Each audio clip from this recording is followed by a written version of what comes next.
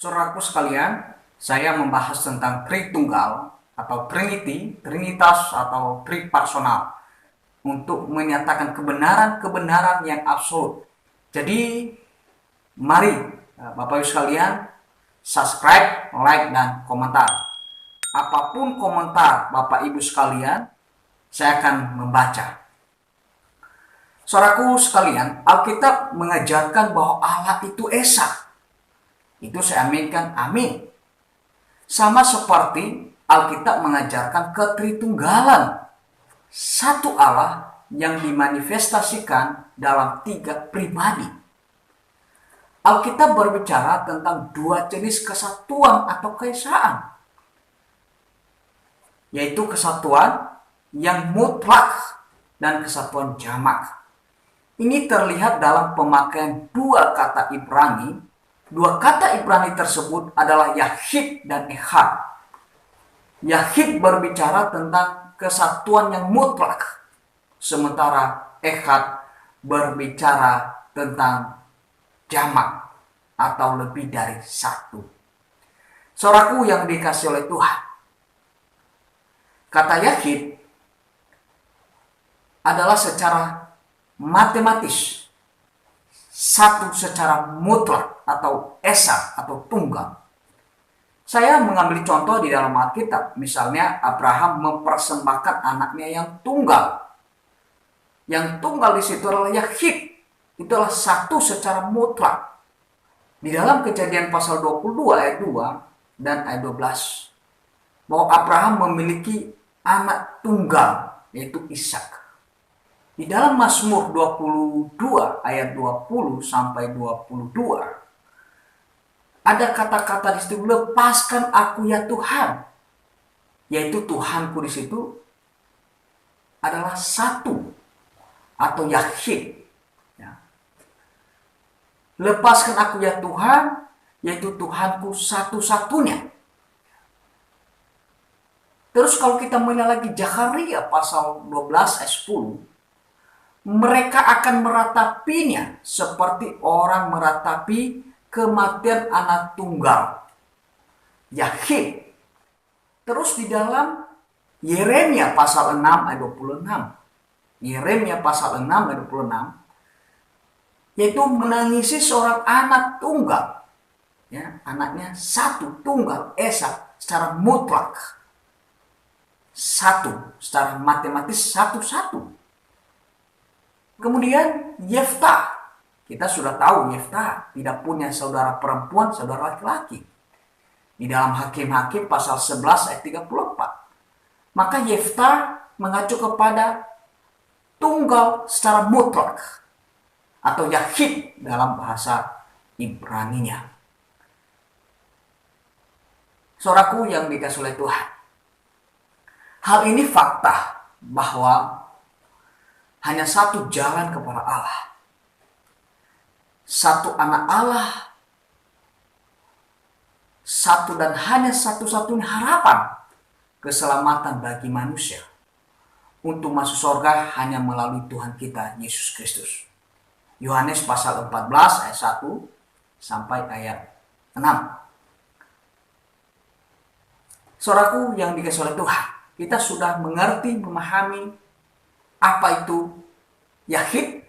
Artinya Yahid ini benar-benar secara mutlak satu-satu. Tunggal-tunggal. Tidak lebih dari satu. Tetap satu. Itu namanya mutlak. Secara matematis. Satu ya satu. Sementara kata Echad lebih dari satu. Lebih dari dua. Lebih dari plural. Yaitu jamak. Misalnya di dalam Kejadian pasal 2, 24. Ya. Keduanya menjadi satu daging. Ya. Lebih dari satu. Misalnya lagi di dalam Esra pasal 3 ayat 1. Serta berkumpullah seluruh rakyat di Yerusalem. Ya. Berkumpullah itu memakai kata Echad, bukan Yahid. Yaitu lebih dari satu orang, lebih dari dua orang, malah lebih dari tiga orang. Berkumpullah. Ya. Terus di dalam 1 Tawarikh pasal 12 ayat 38, Daud menjadi raja. Seluruh orang Israel yang lain dengan bulat hati hendak mengangkat Daud menjadi raja. Jadi ini memakai kata echad. Kalau awalnya tadi bahwa kata yahid itu satu secara mutlak, dan yang kedua echad tidak berbicara mutlak tetapi jamak. Nah, jadi itu sebuah kerumunan orang. Itu echad. Ya. Sebagai satu bangsa itu memakai echad. Tetapi kalau pribadi itu yahid, tunggal satu. Ya. Misalnya tadi anak Abraham, yaitu Ishak, satunya anak tunggal. Yesus Kristus anak tunggal. Yefta yang tidak punya saudara laki, saudara perempuan, dia adalah tunggal. Nah, Alkitab menjelaskan hal ini. Kita tidak boleh lari dari fakta Alkitab. Alkitab menyampaikan kebenaran ya dan amin. Dalam bahasa Yunani, ini juga memakai kata perbandingan. Kalau di dalam bahasa Yunani, kata monos itu yahid, tetapi kata echad itu adalah heish. Nah, jadi di dalam bahasa Ibrani dan Yunani itu memiliki kesamaan demi kesamaan. Ya. Dalam Ulangan pasal 6 ayat 4 misalnya. Ulangan pasal 6 ayat 4. Ya. Tuhan itu Allah kita. Tuhan itu Esa. Ini berbicara jamak, echad, bukan satu atau yahid. Di sini berbicara Yehova Elohim atau Elohenu. Adalah satu kesatuan jamak dalam hakikat dan keberadaan. Saudaraku yang dikasihi oleh Tuhan, Elohim adalah kata satu jamak yang menyiratkan kejamakan pribadi-pribadi ilahi. Inilah yang membuat bangsa Israel tidak jatuh pada Allah politeisme atau menyembah Allah banyak. Mereka memahami apa itu Elohim, Jehovah Elohim. Makanya mereka mengaminkan hanya satu Tuhan. Di dalam Zakharia pasal 14 ayat 9. Mereka memahami hanya satu Allah. Tetapi kata Elohim, kata El di situ adalah lebih dari satu jamak. Ada orang berkata kalau lebih dari satu, lebih dari dua, lebih dari tiga, lebih dari empat. Oh, berarti empat dong. Kenapa bukan empat? Karena Alkitab hanya menuliskan tiga. Jadi di dalam Alkitab menjelaskan tentang konsep Tritunggal, konsep Trinitas, konsep Trinity, konsep tripersonal. Ya. Tiga tetapi satu. Oh, bagaimana cara memahaminya? Cara memahaminya cukup kita mengerti sebenarnya. Di dalam Kejadian 1 ayat 26, Allah berkata, marilah kita menciptakan manusia serupa dengan kita. Jadi kita ini rupa Allah. Di dalam diri kita itu kita memiliki tubuh. Kita memiliki jiwa. Kita memiliki roh. Nah, jadi apakah manusia itu tiga pribadi? Tidak, tetap satu. Tetap satu. Kenapa tidak disebut tiga pribadi? Karena kita tidak bisa membedakan itu. Bahkan kita tidak tahu di mana roh seseorang, di mana jiwanya. Yang kita lihat tubuhnya, dia masih hidup. Tetapi Tritunggal kita bisa membedakan pribadi yang satu dengan pribadi yang lain. Tetapi tidak terpisahkan. Nah, saudaraku yang dikasihi oleh Tuhan. Dalam kealahan ada tiga pusat kesadaran. Disebut sebagai Bapa, Anak, dan Roh Kudus. Allah satu bukan Allah tiga. Ini yang jadi problem bagi manusia. Ini yang menjadi problem bagi semua manusia. Mereka tidak memahami Mereka memahami Tritunggal itu 1 ditambah 1 jadi 3. Tetapi bisa saja, bukan hanya bisa, dan bisa dihitung tentang konsep Tritunggal dan masuk secara matematis.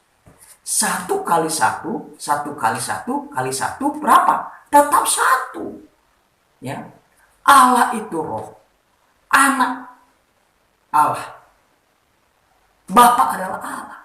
Bukan Allahnya 3, tetapi 3 pribadi di dalam 1 hakikat. Hakikatnya 1. Pokoknya 1. Dasarnya 1. Ya. Saudaraku yang dikasihi oleh Tuhan. Allah 1 bukan Allah 3. Tidak ada 3 Allah yang terpisah. Tetapi 3 pribadi dalam 1 Allah yang bisa dibedakan. Ya. Tetapi tidak terpisahkan. Kita bisa membedakan. Ini pribadi Bapa. Ini yang berbicara anak. Ini yang berbicara Roh Kudus. Alkitab mencatatnya.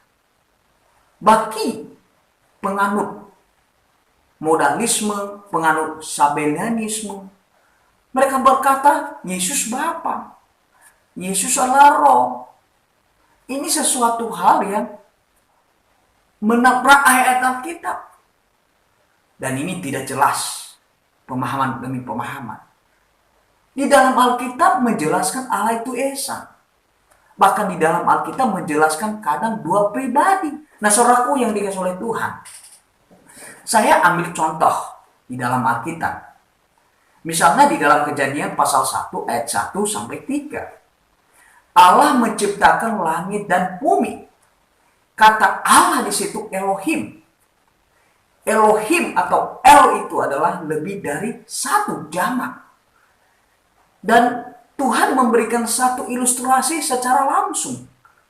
Di ayat 1 menyebut Allah atau Elohim. Terus dijelaskan lagi di ayat kedua, roh, ada pribadi roh di situ. Dan di ayat ketiga ada pribadi firman anak. Ini sesuai dengan Yohanes pasal 1 ayat 1 sampai ayat 3. Jadi ini jelas dalam Alkitab. Awal saya sudah menjelaskan tentang Kejadian pasal 1 ayat 26. Marilah kita menciptakan manusia serupa dan segambar dengan kita. Allah berbicara kepada siapa? Ya ketiga pribadi di atas tadi. Ada pribadi Bapa, ada pribadi Roh Kudus, ada pribadi firman anak. Kemudian kalau kita melihat lagi di dalam Kejadian pasal 3 ayat 22. Sesungguhnya manusia sama seperti kita. Ini Allah berbicara setelah Adam dan Hawa jatuh ke dalam dosa. Terus kita melihat lagi di dalam Kejadian pasal 11 ayat 7. Ketika Tuhan mengacaukan bahasa mereka. Apa yang dikatakan? Tuhan di situ atau Allah di situ. Marilah kita turun mengacaukan bahasa mereka. Jadi kata kita di situ lebih dari 1, lebih dari 2. Nah jadi Tritunggal atau Trinity itu bukan dibuat-buat oleh gereja. Ini Alkitab yang menjelaskannya. Saudaraku yang dikasihi oleh Tuhan. Selain itu kita melihat lagi mengenai Yohanes pasal 1 ayat 1 dan 3. Sangat jelas di situ. Siapa firman di situ? Siapa Allah di situ? Dan ini semua orang Kristen mengetahui ini. Apakah Bapa anak? Apakah Roh Kudus adalah anak? Alkitab tidak pernah memberikan suatu penjelasan seperti itu. Tetapi Alkitab menjelaskan pribadi Bapa berbeda dengan pribadi anak. Pribadi anak berbeda dengan pribadi Roh Kudus. Kita melihat di dalam Yesaya 48 ayat 16 misalnya. Dan Tuhan Allah di situ mengacu pada Bapa. Mengutus aku, kata aku di situ anak, dengan rohnya Roh Kudus telah mengurapi aku. Itu digenapi di dalam Lukas pasal 4 ayat 18. Terus Kejadian 19 ayat 24. Kemudian Tuhan anak menurunkan hujan belerang dan api atas Sodom dan Gomora berasal dari Tuhan, yaitu Bapa dari langit. Terus Mazmur 45 ayat 7. Tahtamu kepunyaan Allah. Tahtamu kepunyaan Allah di situ mengacu kepada anak. Tetapi untuk seterusnya dan selamanya.